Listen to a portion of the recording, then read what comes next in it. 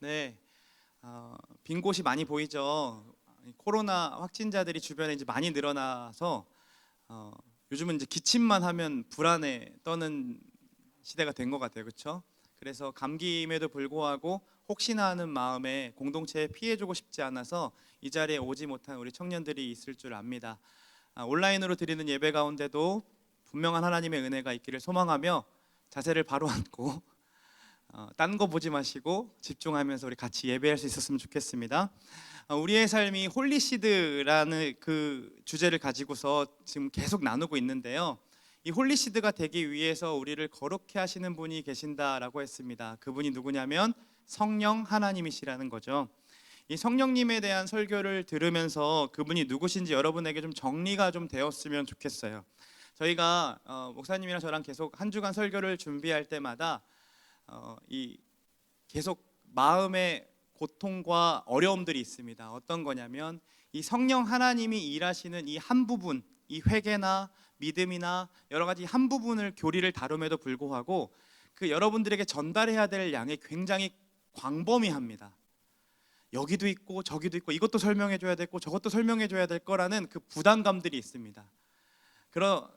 그래서 그런데 이제 이번 주에 목사님이랑 얘기하다가 우리가 강의를 하러 이 자리에 서 있는 게 아니잖아요.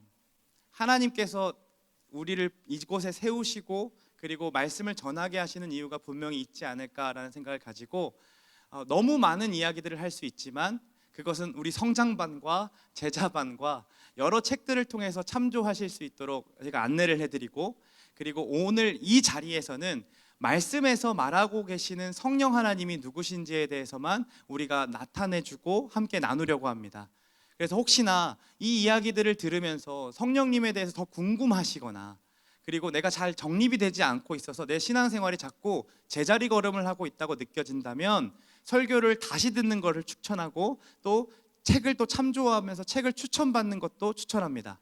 그렇게 함께 자라가실 수 있죠? 이 시간이 좀 그런 시간이 되었으면 좋겠습니다. 이 성령님께서 어떠한 일을 하신다고 우리가 이야기 나눴냐면요, 그리스도와 우리를 하나 되게 연합하게 하신다라고 했습니다. 그리고 교회된 우리가 또 하나 되게 하시는 분이 바로 성령님이라고 했죠. 예수님께서는 성령님을 소개하실 때에 진리의 영으로 소개하셨는데 진리이신 분이 누구시죠? 예수 그리스도세요. 그러니까 예수 그리스도의 영으로서 우리와 함께하고 계신다라는 거죠. 이 말은 예수님이 이 땅에서 제자들에게 행하셨던 일, 이스라엘 사람들과 함께 동행하셨던 그 일들을 지금 성령님께서 우리와도 동행하시면서 함께 하고 계신다라는 겁니다. 그래서 성령님은 예수님께서 제자들을 부르신 것처럼 우리를 불러주셨고, 니고데모와 이야기 나누시고 그 거듭남에 대해서 설명하시고 복음을 전달하셨던 것처럼 우리에게도 복음을 전달하시고 우리를 거듭나게 하신 분도 바로 성령님이시라는 거죠. 그것을 뭐라고 얘기하냐면 효력 있는 부르심, 그리고 지지난주에 중생, 거듭남에 대해서 우리가 이야기했던 겁니다. 그런데 이 효력 있게 불러주시는 것, 그리고 거듭나게 하시는 것은 다 하나님만 하실 수 있는 일입니다. 인간의 노력이 필요할까요? 안 필요할까요? 네, 필요 없다라는 겁니다. 위로부터 난다라고 얘기했죠. 모두 전적인 하나님의 사역입니다. 우리의 공로나 노력이 어느 것도 들어가 있지 않은 순도 100%의 하나님 사역인 거죠. 그럼 이렇게 성령께서 거듭나게 하시면, 다시 태어나서 새로운 생명을 허락하시면 그 사람에게 나타나는 반응이 있습니다. 그게 무엇이냐면 바로 회심입니다. 회심. 하나님이 주신 이 새로운 생명을 유지하기 위해서는 오직 성령님의 능력이 필요합니다. 우리 안에서 성령님은 계속해서 우리에게 은혜를 허락하세요. 예배의 자리를 오게 하시고 예배를 통해서 은혜를 누리게 하시고 말씀을 읽게 하시고 기도하게 하시는 그 은혜들을 우리에게 허락하십니다. 그러면서 우리에게 무엇을 깨닫게 하시면 이 자리가 좀 잘못되었구나 라는 걸 생각하고 하나님께로 돌이켜서 회개하게 하시는 것, 그리고 그리스도께서 나를 어떻게 사랑해 주셨는지가 믿어주게 하시는 그 회개와 믿음을 작용하신다라는 거죠. 어떤 것으로? 성령님의 은혜를 통해서.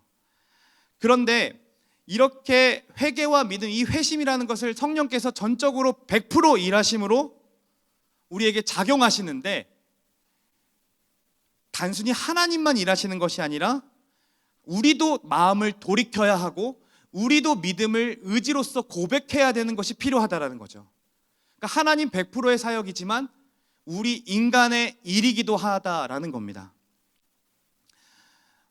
만약 우리의 노력이 필요하지 않았다면 하나님께서는 구약 성경 가운데 수많은 백성들에게 돌이켜라, 돌아오라 라고 얘기하지 않으셨을 겁니다. 그렇죠? 돌이키게 하시면 되는 거니까요. 그런데 하나님은 계속해서 구약 성경 가운데 백성들을 향해 돌이켜라, 돌아오라라는 선지자를 보내서 계속해서 말씀하셨죠. 그뿐만이 아니라 신약 성경에 가면 예수님께서 처음 외치셨던 설교가 무엇이었습니까? 회개하라, 천국이 가까이 왔느니라.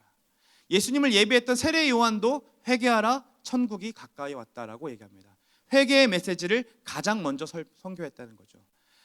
또한 우리가 그 가스펠 프로젝트라는 그 교재를 가지고 살펴보고 있는 것을 중에서 베드로의 설교를 지켜보았는데, 그 베드로의 설교의 중심되었던 내용이 바로 예수 그리스도였고, 그 예수 그리스도를 전하는 이유가 무엇이었냐면 너희가 곧 회개하여 세례를 받으라고 얘기했습니다.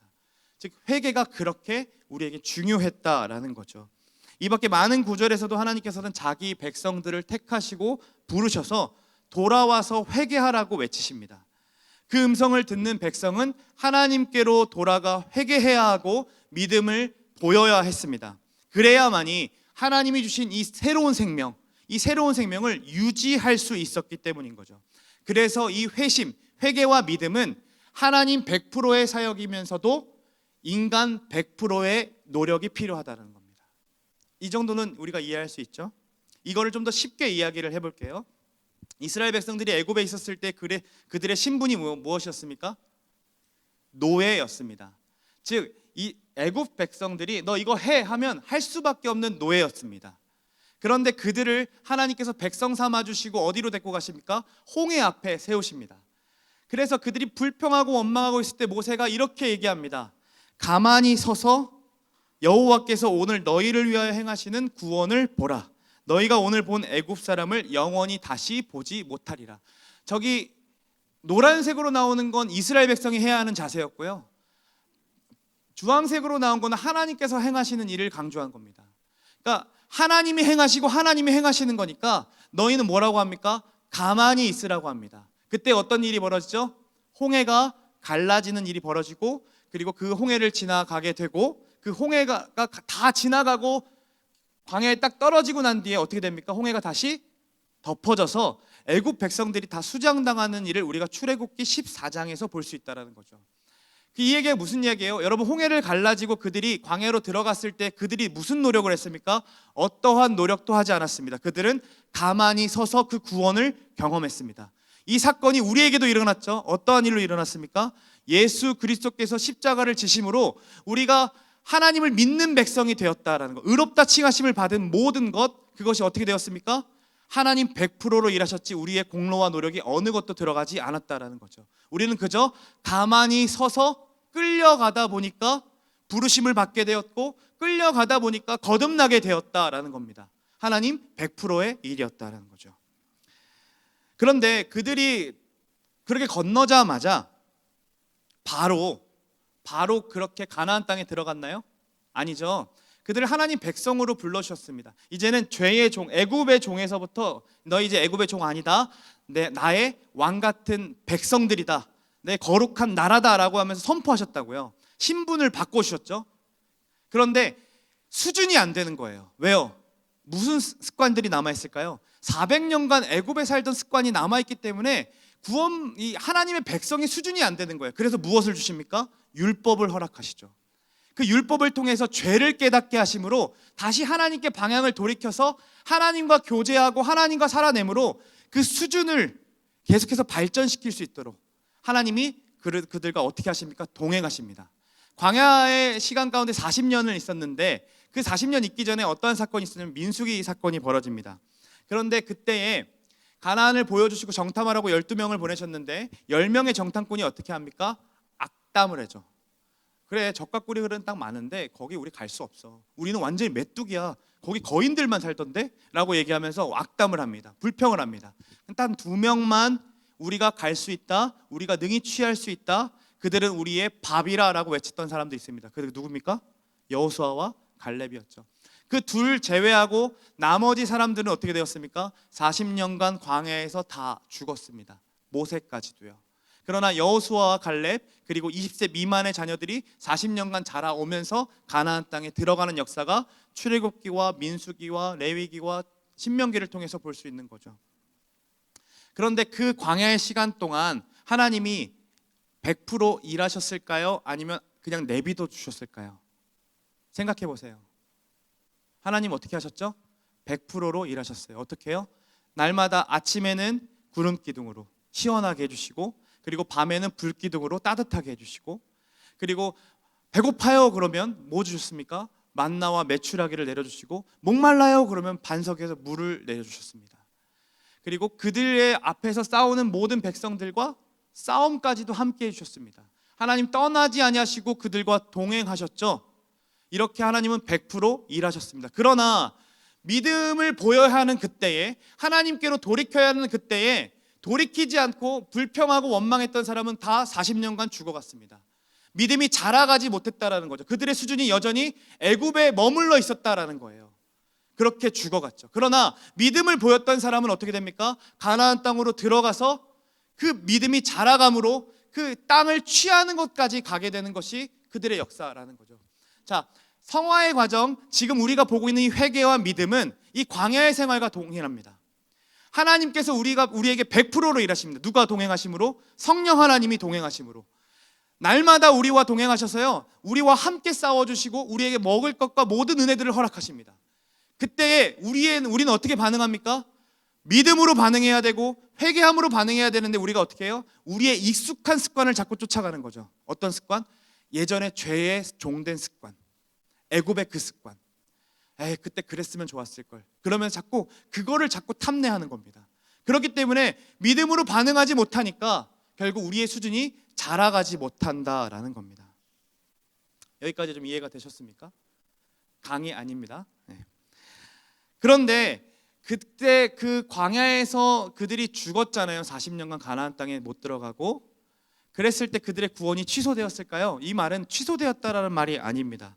광야에서 40년간 뺑뺑이를 돌았지만 그들이 다시 애굽 백성이 되지 않고 하나님 백성으로 죽었기 때문에 그들은 수준으로서는 하나님 백성답게 살지는 못했지만 신분으로서는 하나님께 구원받은 백성이었다라는 거죠. 우리도 하나님 자녀임이 분명하지만 주님께로 방향을 돌이키지 않고 하나님을 믿지 못한다면 주님이 피 흘려서 우리에게 허락하신 이 새로운 생명을 이 땅에 살면서 누릴 수가 없다라는 겁니다. 이 땅에 살면서 광야의 인생처럼 우리가 하나님께로 나아가려고 애를 쓰고 반응하려고 해야 되는데, 그것을 하지 않는다면 하나님이 피 흘려서 우리에게 주신 그 생명을 누릴 수가 없다라는 거죠. 그래서 하나님은 우리에게 그 생명을 누리게 하시기 위해서 뭘 얘기하시는 거냐면, 회개하라, 돌이켜라 라고 선언하고 계시는 겁니다. 이 회개하라는 명령은 너 지금 회개 안 하면 지옥 간다라는 명령이 아닙니다.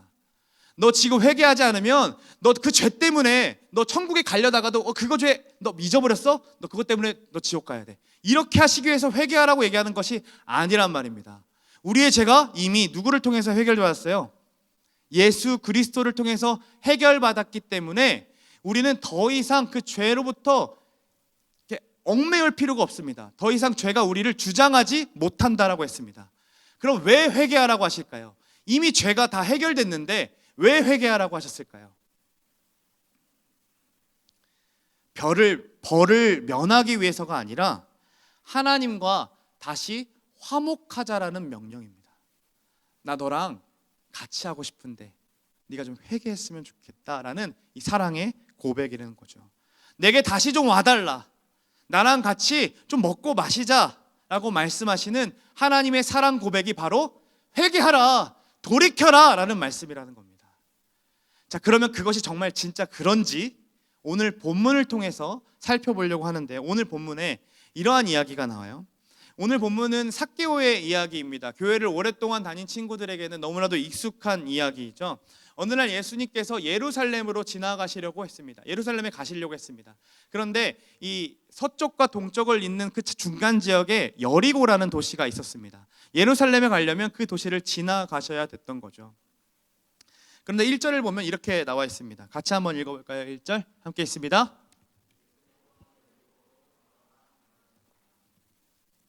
예수님은요, 여리고에 머물 생각이 없으셨다는 거예요. 지나가시느니라라고 하는 거예요. 그러니까 머무를 생각이 전혀 없으셨습니다. 그 당시 예수님 어떤 사람이었어요? 셀럽 중에 셀럽이었잖아요. 그러면 그 분이 이 자리에 딱 왔다고 생각해 보세요. 수많은 사람들이 그 주변을 둘러싸면서 예수님, 우리에게도 말씀해 주세요. 예수님, 우리 병도 고쳐주세요. 예수님, 잠시 머물러 가세요. 이렇게 요구하지 않았을까요? 그런데 예수님께서요, 여리고 사람들과 긴 이야기를 나누지도 않으시고 그저 지나가시려고만 했어요. 상상해 보세요. 그들의 마음이 어땠을까요? 조금만, 우리도 다른 동네처럼 병고침의 역사나 뭔가 좀 말씀이나 이런 것들을 좀 해주시고 오병이어의 기적처럼 그런 것도 좀 누릴 수 있도록 맛보게 해주시면 너무나 좋겠는데 아무것도 어떤 계획도 없는 거예요. 그냥 지나가시고만 있는 거예요. 그 예수님을 보면 그들의 어떤 마음이 들었을까요? 실망감과 왜? 하는 그런 마음들, 그런 이야기들이 막 나오기 시작했겠죠. 근데 그 소식이, 예수님이 방문했다는 소식이 누구에게로 전해지냐면 세리장이었던 삭개오에게 전해집니다. 삭개오는 이런 인물이었어요. 같이 한번 보겠습니다. 어떤 인물입니까? 성경에서 얘기하는 삭개오는 이런 사람입니다. 세리장이고 부자이고 키가 작습니다. 근데 삭개오라는 이름의 뜻이 있어요. 삭개오라는 이름의 뜻이 무엇이냐면 무죄한, 순결한이라는 뜻을 갖고 있어요. 깨끗하고 순결한 사람으로 자라기를 바라는 마음으로 부모가 그의 이름을 삭개오라고 지어준 거죠. 그런데 그의 직업이 뭡니까? 세리장입니다. 세리가 여러분 뭐 하는 사람이에요? 세금을 걷는 사람들이죠. 로마의 종속국인 이스라엘에게 로마는 세금을 내라고 명령했습니다. 그런데 그 세금을 걷는 일을 로마 사람을 시키는 게 아니라 자국민이었던 유대인들을 시켜놓은 거예요. 그러니까 이 유대인들 입장에서는 자국민인 유대인이 세금을 거더니 이게 얼마나 짜증이 나요. 근데 이 로마가요, 어떻게 했냐면 단순히 너가 거둘 만큼 걷어와 이런 게 아니라요, 너네들 세금 인구조사를 먼저 합니다. 그래서 여리고 지역 1만 명, 그러면 세금 1년에 1억만 내, 이렇게 얘기한 거예요. 그러면 세리는 어떻게 하냐면 1억을 먼저 냅니다. 선불 지급하는 거죠. 그리고 납입증을 가지고 돌아다니면 내가 널 위해서 세금을 냈으니까 빨리 더 내 해가지고 그 사람은 얼마를 내는지 몰라요. 세리가 요구하는 만큼 내야 한다라는 거죠. 그럼 중간에 삥땅 칠까요, 안 칠까요? 너무 좀 저렴했나요? 리베이트 그런 거 먹겠죠. 그런 걸 먹는 거예요, 계속. 그러니까 이 금액을 알 수가 없는 거죠. 그러니까 세리들은요, 너무나 나쁜 사람들이었어요, 그 당시에. 그래서 그들이 생각하는 율법에는요, 세리에게는 거짓말해도 괜찮다라고 했어요. 그 정도로 나쁜 사람들이었다는 거죠. 이 뇌물과 경제 부조리를 낳을 수 없는 그것으로 자기 돈을 벌고 떵떵거리며 사는 거죠. 그런데 이 세리가 친일파 같은, 이 친로마파뿐만 아니라 사채업자 같은 느낌을 갖고 있는 건데, 그것뿐만 아니라 어떤 느낌이 있냐면 오늘 보면요, 부자라라고 또 한 번 설명해요. 일단 세리 자체는 원래 부자였거든요. 그런데 부자라는 말을 강조하고 있는 이유는 그가 엄청난 부자였다라는 거예요. 어느 정도냐면 우리가 그냥 저기 한남동 사는 사람들은 다 부자야 이렇게 말하는 것처럼 세리 그 삭개오는 부자야라고 이렇게 인식됐다라는 거죠. 그리고 이 부자라는 단어는요, 누가복음 이게 19장이잖아요. 18장에도 나와요. 어떤 부자가 나오냐면 관리한 사람이 예수님께 찾아와서 내가 어떻게 하면 선한 영생을 얻을 수 있습니까? 라고 질문했던 그 우리가 잘 알고 있는 청년 부자가 나와요. 그런데 그가 어떻게 돌아갑니까? 예수님 말씀에 너 재물을 다 팔아서 가난한 사람에게 나눠주어라고 했지만 그가 근심하며 돌아갑니다. 그렇죠?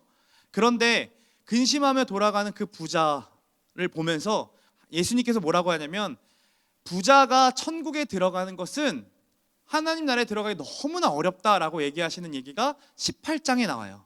그리고 그만한 부자인 삭개오의 이야기를 지금 19장에서 하고 있다는 거죠. 그럼 자연스럽게 부자라는 단어를 통해서 그 부자와 지금 이 삭개오와 비교하고 있다라는 거죠. 그렇죠? 자, 그럼 계속 살펴보면 이 삭개오는요, 예수님이 보고 싶었어요.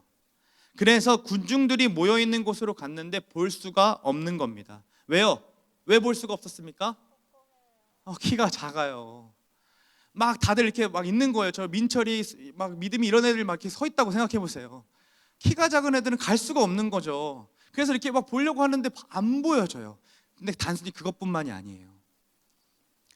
원래 이렇게 부자인 사람이고 어른, 중동 어른이라면 딱 갈 거 아니에요. 이렇게 한번 이렇게 갈 거잖아요. 그럼 사람들이 어떻게 반응해 줘야 됩니까? 길을 터줘야 되잖아요. 그런데 삭개오는요, 길을 터주고 싶지가 않은 거예요. 사람들이 네가 뭔데? 너 세리잖아, 저리 가 하면서 길을 터주지 않았던 겁니다. 그래서 이 증오의 대상이었기 때문에 그는 이 물리적인 힘도 그렇지만 사람들의 마음적인 거리부터 멀었기 때문에 그는 볼 수가 없었어요. 그래서 고민합니다. 어떻게 하면 볼 수 있을까? 여러분이 만약에 그냥 궁금해서 간 사람이라면 그 자리에서 저 같은 경우는 뭐야? 이렇게 보다가 못 보겠네. 그러고 그냥 집으로 들어갔을지도 모르겠어요. 그냥 삭개오가 그렇게 하지 않더라고. 어떻게 합니까? 갑자기 뛰기 시작해요. 말씀 한번 볼까요? 4절 말씀 한번 같이 읽어봅시다. 시작. 앞으로 달려가서 보기 위하여 돌 무화과 나무에 올라가니 이는 예수께서 그리로 지나가시게 되밀어라. 삭개오는요, 예수님이 어떤 길을 통해 지나가실지를 아는 거예요. 예수님이 여기 오시면 저쪽으로, 예루살렘이 저쪽이니까, 모란이 저쪽이니까 또 어디로 지나가실지 본 거죠. 그래서 그 중앙동 끝지역쯤에 가서, 여리고 끝지역쯤에 가서 돌 무화과 나무 위에 올라가서 숨습니다. 돌 무화과 나무가 이렇게 생겼어요. 굉장히 낮죠? 우리 모두가 올라갈 수 있는 거죠. 그러나 올라가면 자기 몸을 또 숨길 수도 있는 굉장히 푸릇한 나무들이에요. 그러니까 군중들의 눈에 띄고 싶지 않은 거죠. 그런데 삭개오가 저 나무를 가기 위해 어떻게 했다고 합니까? 달려갔다라고 얘기해요. 우리가 이 이야기를 너무 유치부나 유년부, 초등부 때 들었기 때문에 삭개오를 굉장히 어린아이 취급하는 경향이 있습니다. 키가 작을 뿐이지 어린아이는 아니에요. 그렇죠? 그렇죠? 키가 작은 중동의 어른이에요. 너무 놀래. 심지어 예수님보다 나이가 많아요. 그런데 그 사람이 갑자기 뛰기 시작하는 겁니다. 자, 중동의 어른들은 뛰지 않습니다. 왜요? 뛰는 순간 그 긴 옷 사이로 뭐가 보입니까? 허벅지가 드러나게 돼요. 그거는 굉장히 부끄러운 일이었기 때문에 중동의 어른은 뛰지 않습니다. 그런데 그가 지금 뛰고 있죠. 심지어 그 부자인 사람이고 어른인데 어디 올라가요? 나무에 올라간 것은 굉장히 창피받을 일인 건데, 그럼에도 불구하고 그가 올라가서 지켜보고 있습니다. 그러나 사람들의 눈에 띄고 싶지 않으니까 숨어 들어가고 있는 거죠. 그렇게 숨어서 지나가시기만을 기다리고 있었어요. 저 멀리서 사람들의 소리가 막 들려옵니다. 예수님 머물다 가세요.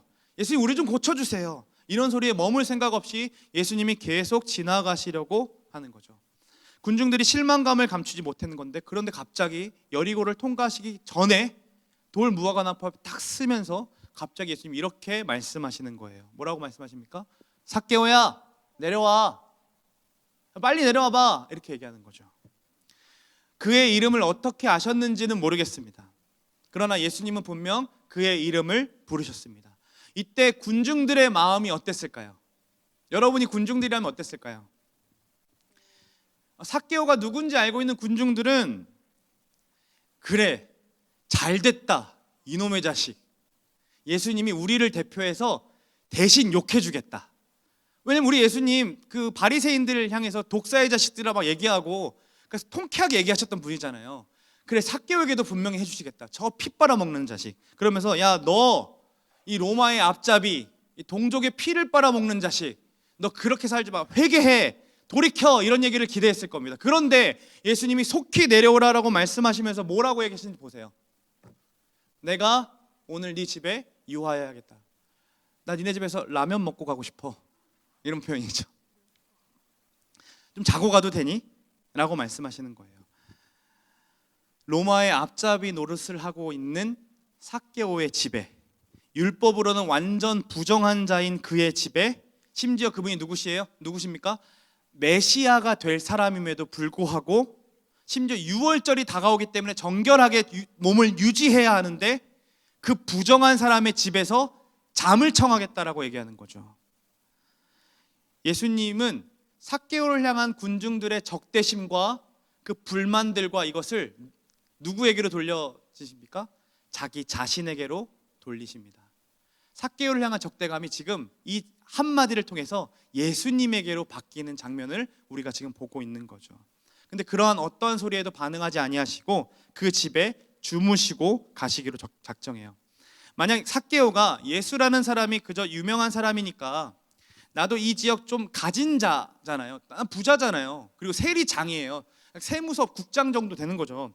그리고 예수님 만약 내려오신다, 내려와, 삭개오야 내려와라 라고 하면, 자, 이 정도 어깨가 있는 사람이라면 뭐라고 얘기했을까요? 사채업자라고요. 뭐라고 나이도 어린 양반이 뭐 어디 나한테 명령이야? 내가 니그 스장하고 말이야 밥도 먹고 뭐 이렇게 하지 않겠어요? 그렇게 얘기할 텐데 어떻게 그가 반응하는지 보세요. 6절 봅시다. 같이 한번 읽어볼까요? 급히 내려와 즐거워하며 영접하거늘. 동사가 빠르게 반복하며 나타나고 있어요. 동사가 내려왔다, 즐거워했다, 영접했다 라는 동사가 3개 한 줄에 써 있어요. 그 얘기는 굉장히 그 행동이 빨랐음을 이야기해주고 있는 거죠. 즐거워하며 예수님 말씀을 받았어요. 군중들이 이렇게 싫어하고 수군거림을 예수님 다 아셨음에도 심지어 여리고에 머물 생각이 없었는데, 그럼 예수님 왜 삭개오를 지금 부르셨고 왜 그의 집에서 함께 자고 가겠다라고 이야기하실까요? 그 이유를 아는 것이 굉장히 중요합니다. 왜냐하면 이 삭개오를 부르시고 그가 반응하는 이 이야기가 바로 하나님께서 100%로 일하시고 인간이 100%로 반응하고 있는 이 회개를 보여주고 있기 때문입니다. 예수님께서 삭개오를 부르신 첫 번째 이유는 그가 분명한 죄인이었기 때문에 부르셨습니다. 그가 아무리 돈이 많고 지위가 높은 사람이라 할지라도 그는 스스로 구원을 얻을 수 없는 죄인이었습니다. 스스로 이 구원을 쟁취할 수 없는 죄인이었습니다. 그가 사람들에게 어떤 말로 평가받고 있는지, 또 그가 그동안 무슨 죄를 졌는지 예수님 다 아심에도 상관하지 않으셨어요. 왜요? 그저 똑같은 죄인으로 취급하십니다. 그리고 예수님이 필요한 죄인으로 여기시고 그 죄인된 삭개오를 불러주시는 거죠. 두 번째로 예수님 부르신 이유는, 두 번째는 이겁니다. 삭개오가 스스로가 죄인임을 알고 있었습니다. 스스로 자기 자신을 죄인이라 인정하고 있었다라는 겁니다. 그에게 우상은 돈이었습니다. 그것만이 자신의 행복을 보장해 줄 수 있을 거라고 생각했던 거죠. 그러나 의미가 없는 일을 계속하다 보면 우리 어떤 마음이, 돈을 많이 벌어도 어떤 생각이 들어요? 공허함에 빠지죠. 내가 이 일을 하려고 돈 어느 정도 벌면 그런 생각이 들잖아요. 그것처럼 삭개오에게도 돈을 수없이 벌고 누구나 떵떵거리며 얘기할 수 있는 그 부자라는 거기에 살고 있어도 공허함은 어쩔 수가 없었던 겁니다. 사람들에게 칭찬받고 싶은 마음도 들었겠죠. 그러나 이미 그에게 신뢰가 깎였기 때문에 아무리 선을 베풀어도 그가 할 수가 없었어요. 자신의 이름은 순결한 사람, 무죄한 사람인데 그렇지 못한 자신의 현실로 인해서 그 안에 회복하고 싶은 갈망이 생겨나고 있었던 거죠. 정말로 그는 예수님 만나고 싶었던 겁니다. 그 마음을 아시는 주님께서 그를 부르십니다. 여러분, 누가 회개할 수 있습니까? 바로 이렇게 예수님이 필요한 죄인만 회개할 수 있습니다. 그리고 누가 그 회개할 수 있습니까? 자기 스스로를 죄인이라 생각하는 자, 내가 큰 죄를 지었다라고 여기는 자만이 진정한 회개가 가능합니다. 예수님은 이미 누가복음 18장에 바리새인과 세리의 기도를 또 비교해 주셨어요. 그러니까 이 19장 이야기를 하시기 위해 18장에는 부자도 나오고 세리도 나와요. 그런데 거기에 바리새인들이 어떻게 기도합니까? 사람들 앞에 서서 뭐라고 기도해요? 떵떵거리면서 내가요 11조 했어요. 내가요 한 번도 율법을 어기지 않았어요. 나는 저 세리와 같지 않습니다 라고 하며 기도합니다. 그런데 세리는요 이렇게 기도했다라고 얘기합니다. 감히 눈을 들어 하늘을 쳐다보지 못하고 다만 가슴을 치며 이르되 하나님 불쌍히 여겨주세요. 나는 죄인입니다. 삭개오에게 이러한 감정이 있었다라는 거죠. 그래서 그것을 해결받고 싶어서 그는 뛰어갔고 나무 위로 올라갔던 겁니다. 예수님이 필요한 죄인이기에 또 자신이 죄인인지를 알기에 예수님께서 삭개오를 이렇게 불러주십니다. 그렇듯 성령 하나님께서도 예수님의 영이시기에 예수님을 필요로 하는 죄인들을 불러내시고 그리고 내가 죄인입니다 라고 인정하는 자들에게 회개를 일으켜 주십니다. 자신의 욕정을 따라 행했던 그 방향을 돌이켜서 하나님을 향하도록 성령께서 우리에게 일하고 계신다라는 거죠. 이와 같이 예수님의 사랑이 지금 삭개오에게 전달되었을 때 그가 어떻게 반응합니까? 8절을 보세요. 자기가 어떤 사람인지 솔직하게 드러내어 이야기합니다. 같이 한번 읽어볼까요? 함께 했습니다.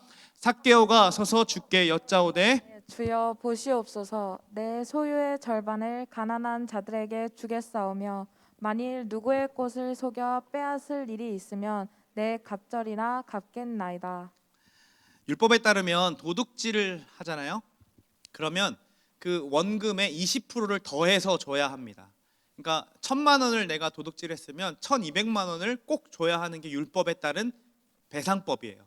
그런데 삭개오는요, 그 배상법보다 더 많은 네 갑절, 4배를 돌려주겠다라고 해요. 자기 모든 것 절반을 다 팔아서요. 그러니까 이것은 이 자기가 지금 하고 있는 이 배상하겠다라는 이 회개는 단순히 율법에 근거해서 이 정도만 하면 되지 않습니까? 라는 이런 회개가 아니라 정말로 기꺼이 최선을 다해서 이웃에게 사랑을 베풀겠습니다라는 선언이라는 거죠. 돈을 더 이상 우상 삼지 않겠다라는 선포였습니다. 이것이 바로 회개인 겁니다. 우리는 회개를 잘못 이해해요. 이전 일들을 울면서 후회하면 그것이 회개라고 생각하는 거예요. 그래서 우리는 회개 시간만 되면 후회했던 죄의 목록들을 나열하면서 용서를 구합니다. 내가 이번 주에 뭐 했지? 회개하라고 지금 박진홍 목사님 막 얘기하는데 내가 빨리 생각해야 되는데, 그래 죄의 목록을 나열하고 하나님 이거 후회합니다 라고 하면서 끝내는 거죠. 근데 그게 회개가 아니라는 겁니다. 회개는요, 눈물 한 방울 흘리지 않고 할 수 있는 것이 회개입니다. 왜냐하면 회개는 죄의 목록을 나열하는 것이 아니라 방향성을 돌이키는 것이 회개이기 때문입니다. 전에 알지 못했던 것이었는데 하나님 앞에서 서다 보니까, 예수님 만나니까 이게 죄였어요 예수님? 그럼 나 잘못 살았네요. 내가 방향을 돌이킬게요 라는 것이 회개인 거예요. 그런데 그것을 하지 않고 이게 잘못했군요 라고 하면서 알아요 나 잘못한 거, 그러고 또 동일한 방향을 통해서 가는 건 회개가 아니라는 거죠. 가던 길을 멈추고 지금까지 익숙하게 걸어왔던 길을 후회하고 돌이켜야 하는 것이 회개인 겁니다. 다시 애굽으로 돌아가는 건 회개가 아닌 거예요. 다시 애굽으로 돌아갈 수 없습니다라는 것들을 우리가 알고 나 이 광야에서 하나님 믿으면서 하나님 돌이키며 살아볼래요 라고 하는 것이 바로 회개였다라는 거죠.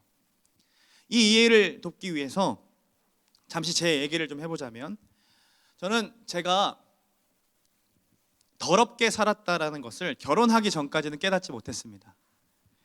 제가 이제 결혼 예비학교 하면은 항상 질문하는 질문 중에 하나가, 여러분들 지금 입은 그 복장으로 여러분들 침대에 누울 수 있습니까?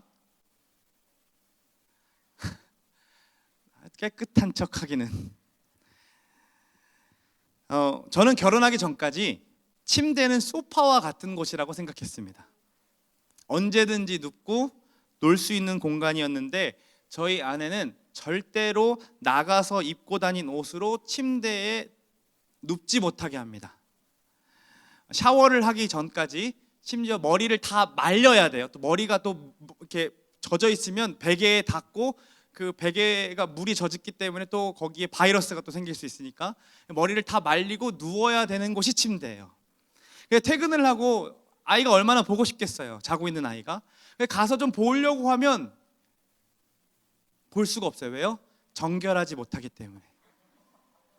그래서 얼른 정결제를 지내고 와야 돼요.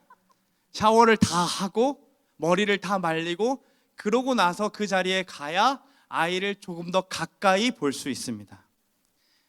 왜 이렇게까지 해야 합니까? 밖에서 지냈던 먼지들과 각종 더러움들이 이 깨끗함을 해치기 때문입니다. 한 가지 더 물어볼게요. 여러분들이 편의점에서 물건을 샀어요. 그리고 냉장고에 들어갈 음식들을 산 거죠. 그거 그냥 집어넣습니까? 아니면 다 한 번씩 닦아서 집어넣습니까? 이제부터 막 마음에 시험이 들기 시작하죠. 만약에 여기서 다 닦아서 집어넣는 저를, 그리고 그것을 요구하는 우리 아내를 결백증 환자로 보고 있다면 여러분도 결혼하기 전처럼 저처럼 지금 살고 있는 겁니다. 냉장고에 들어가기 전에 왜 닦아야 할까요? 밖에서 있던 음식이기 때문에 그 먼지와 더러움들이 냉장고로 전달되기 때문에 그렇습니다. 이전에 전혀 몰랐던 삶이었어요. 한 번 입었던 옷도 땀을 흘리지 않고 오늘 깨끗하게 보냈으면, 한 2-3시간 입고 그랬으면 어떻게 합니까? 의자에 잠시 걸어놓던지 안에 피아노에 잠시 걸어놓던지 해서, 그러고 내일 또 입을 수 있는 건데 그것을 허용하지 않습니다. 아내를 만나고 나서 제 삶이 난 더러운 사람이었구나라는 것을 깨달았어요. 그러면 이렇게 깨끗함을 계속 유지해야 되는 삶, 그럼 물어볼게요. 여러분, 사랑이 더러움을 참아주는 게 사랑일까요? 더러워하는 사람을 위해 깨끗해지는 게 사랑일까요? 저희 아내와 5년간 연애하면서 이것을 굉장히 많이 싸웠어요. 야, 너는 날 사랑하니까 내 더러움도 받아줘야지. 저희 아내는 내가 더러운 걸 싫어하는데 너가 깨끗해져야지. 뭐가 사랑입니까? 꼭 연애하는 사람들 풀어가기를 바래요. 결혼 예비학교 오면 알려줄게요. 그런데 누가 불편하냐면, 이전에 그냥 익숙하게 더럽게 살았던 사람이 다시 깨끗해지는 건 너무나도 불편합니다. 왜냐하면 하지 않았던 행동을 계속 해야 하기 때문인 거죠.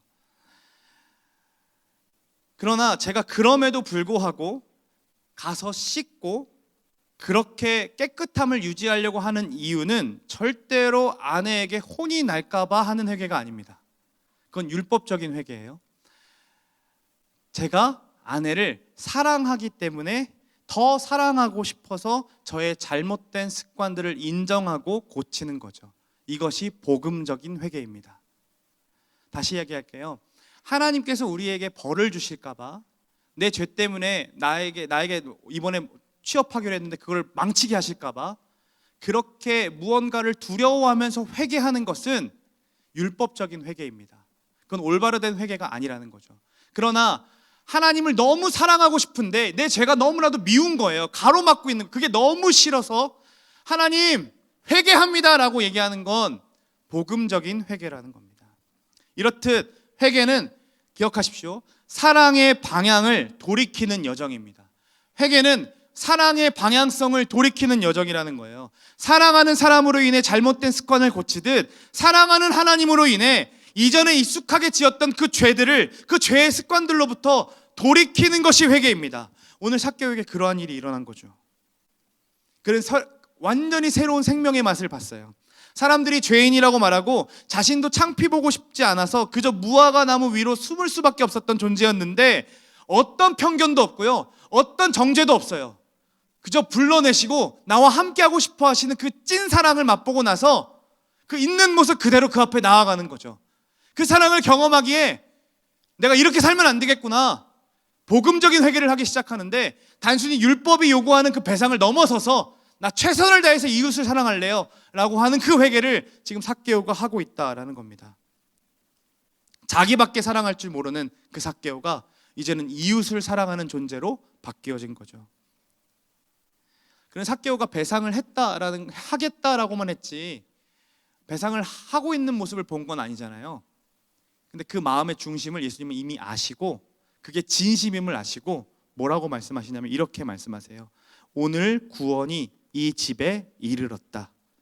회개는요, 구원으로 받은 새로운 생명을 다시 회복해 하는 과정입니다. 주님이 주시는 그 풍성한 생명을요, 우린 죄 때문에 잃어버립니다. 우리 죄 때문에 자꾸 멀어집니다. 그런데 회개를 하면 할수록 그 구원이 풍성해지는 것을 우리가 경험하게 되는 거죠. 그렇기 때문에 우리가 회개해야 합니다. 여러분, 스트레칭 하죠? 스트레칭 언제 해야 합니까? 아침에 일어나서 스트레칭 해야 합니다. 그러면 엄청 뻐근해요. 안 하던 몸을 다시 펴야 하니까. 그런데 그 아침에 하는 것뿐만 아니라 저녁에 가면 다시 몸이 어떻게 돼 있습니까? 굳어 있어요. 그래 다시 저녁에 스트레칭을 해야 펴야 됩니다. 그 일들을 반복하면 이전에 몇십 분 해야 펴지던 그 몸이 조금씩 유연해지는 것을 경험합니다. 회개도 이와 같습니다. 회개는 단 한 번으로 끝나는 것이 아니라 날마다 우리의 삶을 하나님께로 돌이키는 과정이기 때문에 계속해서 날마다 해야 합니다. 다윗이 우리아의 아내를 빼앗은 뒤에 성폭행을 했잖아요. 그리고 하나님께 회개합니다. 그때 회개하며 간구했던 것은 딱 하나였습니다. 구원의 기쁨을 회복시켜 달라는 것이었습니다. 본문 보세요. 주의 성령을 내게서 거두지 마세요. 그분이 구원하시는 분이니까. 주의 구원의 즐거움을 내게 회복시켜 주십시오. 그 구원의 기쁨을 회복시켜 달라고 기도하고 있는 거죠. 자신을 쫓아내실까 봐 두려워하면서 회개하는 게 아니라 그 구원의 기쁨이 사라져가는 자신이 너무 미운 거예요. 자신의 죄가 너무 미운 거예요. 그래서 회개하는 겁니다. 다윗과 같은 죄를 짓지는 않았지만 우리의 삶을 보면 마치 구원의 즐거움이 사라져버린 것처럼 느껴지는 때가 있습니다. 기도를 해도 깊이 교제함이 없는 것 같고 하나님 말씀을 읽고 싶지도 않고 읽어도 깨달아지지 않고 예배를 드려도 뜨거움도 감동도 없을 때가 있습니다. 마치 탈출구가 없는 어둠 속을 헤매이는 것처럼 우리의 영혼이 그렇게 머무를 때가 있다라는 거죠. 그때 우리와 함께 하시는 성령님이 우리에게 소리치십니다. 얘야, 돌이켜야 돼. 얘야, 회개해야 돼. 이 말씀은요, 우리가 삭개오의 이야기를 통해 어떤 음성인지 분별할 수 있어요. 너 잘못했으니까 지옥 가기 싫으면 회개해 라는 말씀이 아니라는 거죠. 그저 지금 뜨뜻미지근한 그 상태, 이런 나를 받아주실까? 라는 그 상태, 너무 부끄러웠던 그 상태까지도 다 가지고 와. 나랑 다시 사랑해보자. 나랑 다시 이야기해보자라고 초청하고 계시는 것이 바로 회개하라는 명령입니다. 아이를 키우면서 하나님의 마음을 알아가는 순간들이 있습니다. 부모로서 아이를 사랑하기 때문에 이 아이가 잘못된 것을 눈 감아줄 수가 없죠. 그래서 따끔하게 잘못을 이야기하면 아이가 겁에 질려서 막 울어요. 그러고 막 울다가 저한테 이렇게 안기려고 해요. 그걸로 이제 넘어가 보고자 하는 심상이죠. 하지만 그 심상을 알고 있는 아빠는 절대로 안아주지 않습니다. 왜냐? 버릇이 나빠지니까요. 그래서 스스로 뉘우칠 때까지 잠시 거리를 둡니다. 그렇게 안아주지 않는 그 아빠 때문에 또 상처를 받아요. 그래서 아빠 미워 그러고 저쪽으로 가가지고 자기만의 공간에서 쪼그리고 앉아서 막 울고 있습니다. 그런데 그 시간이 조금 지나면 자신이 외롭다고 느껴져요. 그래서 또 외롭다고 느껴지는 것뿐만 아니라 아빠 엄마가 나를 사랑하지 않으면 어떡하지라는 두려움이 밀려오기 시작합니다. 그리고 아빠 엄마가 얘기했던 그 말이 다시 해석하기 시작해요. 자기 스스로. 그리고 울면서 달려옵니다. 잘못했어요 라고 얘기하면서. 그렇게 달려오는 아이를 보며 너 잘못했으니까 반성문 10장 써와 라고 얘기하는 부모는 없을 겁니다. 그렇죠? 그저 어떻게 합니까? 그 아이를 받아주고 그 아이와 다시 사랑의 교제를 나누는 거죠. 그것이 바로 회개라는 거예요. 여러분, 하나님은 이런 분이십니다. 우리는 회개하라는 명령을 너무나도 율법적으로 가져갑니다. 그래서 하나님께서 우리에게 하시는 그 말씀이 또 회개해야 돼? 반복적으로 짓는데 그냥 이대로 살래 하며 우리의 방향성을 돌이키고 싶어 하지 않는다라는 거죠. 그러나 하나님께서는 우리에게 계속해서 말씀하십니다. 얘야, 괜찮아. 나한테 와. 나한테 오면 돼. 그 음성에 반응하는 것이 회개입니다. 뒤에 그림이 있죠. 한쪽에는 예수님이 손을 내밀고 있습니다. 이게 바로 예수님께서 숨어있는 우리에게 죄 짓고 멀어져가는 우리에게 내미시는 겁니다.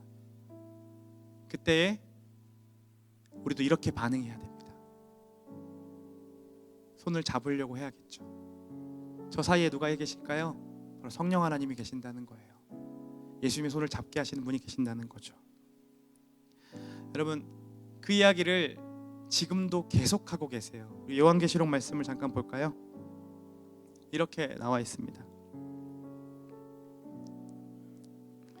볼지어다 내가 문 밖에 서서 두드리오니 누구든지 내 음성을 듣고 문을 열면 내가 그에게로 들어가 그와 더불어 먹고 그는 나와 더불어 먹으리라.